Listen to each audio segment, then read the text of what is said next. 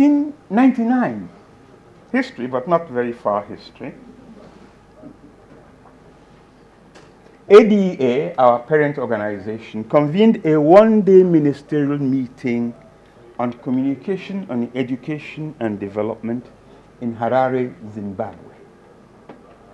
The purpose of that meeting was to brief education ministers on a new program that was being planned, as well as to obtain their comments and their support.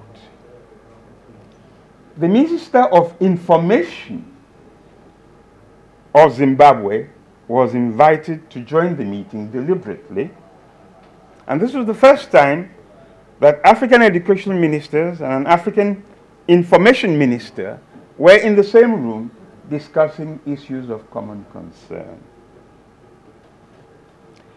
The representative of Ghana at that historic meeting was the Minister of Education at the time, Mr. Eko Spio Gabra. Now, he was an ideal participant for that meeting because just before becoming Minister of Education, he was Minister of Information in Ghana. Therefore, he was able to relate the two sectors, education and information, from a policy perspective. And he made many insightful contributions to the meeting that were much appreciated. The agenda of the meeting involves discussions around Africa's perennial development challenges and problems, and their relationship to education policies and reforms. Also discussed was the role of communication in supporting development agendas and how communication could be deployed to promote education programs in various African countries. The discussions were animated and informed, and the ministers were enthusiastic. In fact, one minister exclaimed, "Why didn't we think of this before?" It was agreed that ADA would continue to elaborate the new program idea. And ADA's further work evolved and became what we know today as COMED, an institution whose mission is to promote dialogue and consensus on educational programs and policies through reinforcing communication structures in African countries. Mr. Minister, with great regret, I must inform you that in the 10 years since COMED has been in existence, the innovative experience of getting education ministers to speak to information and communication ministers on communication and development was not followed up, either at the continental level or at the regional level, for example, in ECOWAS or in SADC. I suspect that not much has happened at the country level in many countries, but perhaps the Honorable Minister will kindly inform us what is happening in Ghana in that direction. What we have observed over the years is that in many countries, neither the Ministry of Education nor the Ministry of Information is equipped to communicate effectively on education issues. Sometimes, in some countries, there is even no trained information or communication officer in the Ministry of Education. And the Ministry of Information has no specialized unit to tell the national education story in a continuous manner. At the level of professionals, COMED has worked extremely hard in the past 10 years to ensure collaboration of the education and communication sectors through its network of nearly 800 educational journalists and communication officers from the ministries of education. The toolkits which we are going to be examining at this workshop, and this very workshop itself, are examples of the ways in which COMED has, over the past decade, labored to build human capacities and to support education through communication. In addition, COMED, as we've been told, has broadened its programs and partnerships to include education NGOs and civil society, as well as communication and journalism professional associations and training institutions. In other words, it has included major stakeholders in education and communication. You know, I heard the president of the Ghana Journalists Association talking about some of the difficulties that journalists have in behaving properly vis-a-vis education issues. I'm very pleased that there is some soul searching and mea culpa. The fact of the matter is that education can sell newspapers. We know it. We have evidence of it through the work that COMED has done. Go today to Uganda, to the New Vision newspapers, and the education desk, its editor and its journalists are treated with tremendous respect, like the goose that laid the golden egg. Because education is selling that newspaper and has been over the last 3 to 5 years. It is absolutely not true that development stories are not interesting. I think poor journalism is not interesting. Even when it deals about the picadillos and the foibles of great people in society, including politicians, it can get boring if it is not well done. We know that there is good development journalism in Africa. All you have to do is go on the web, look for IPS, Intrapress Africa. Read their stories on development issues from water to gender to climate change negotiations to the impact of economic policies on agricultural development. You will learn so much, and it is written in the best journalistic style. It grabs you.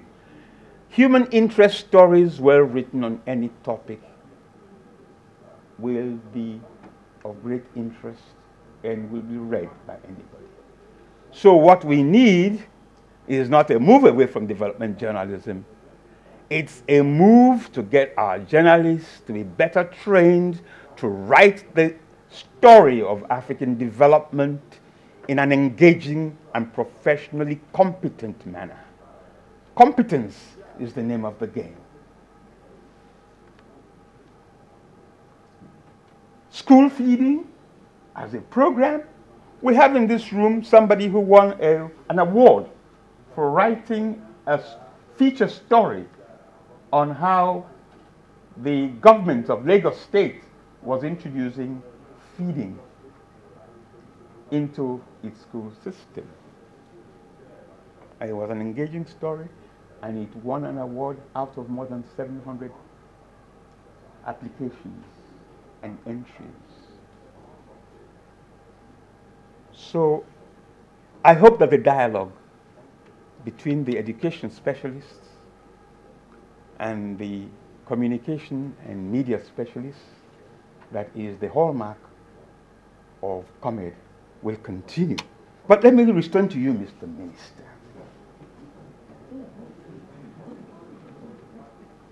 In spite of the success which COMED has become,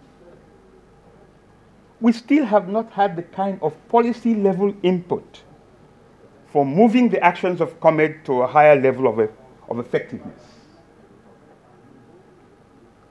That policy level will come about from institutionalizing at the national or regional level a cross-ministerial framework for development dialogue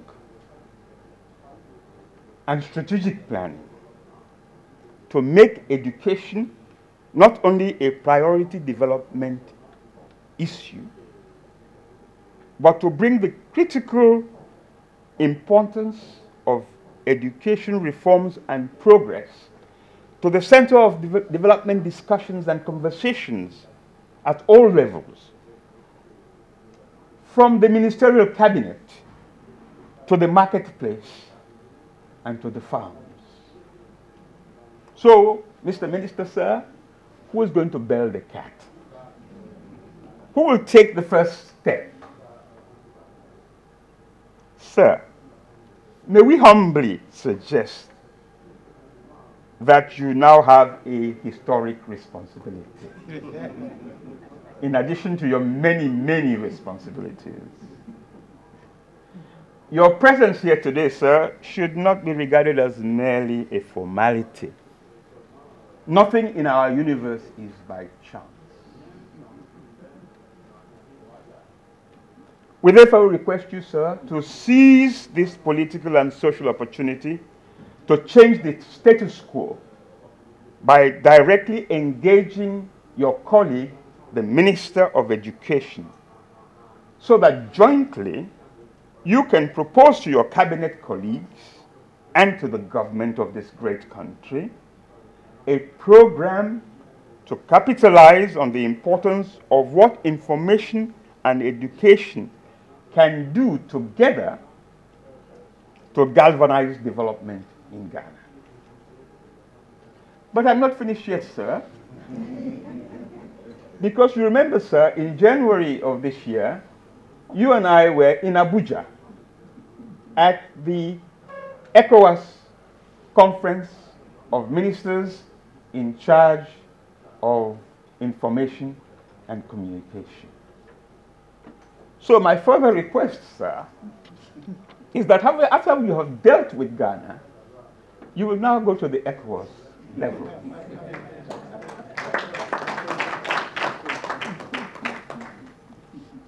And you can propose to your colleagues at the next meeting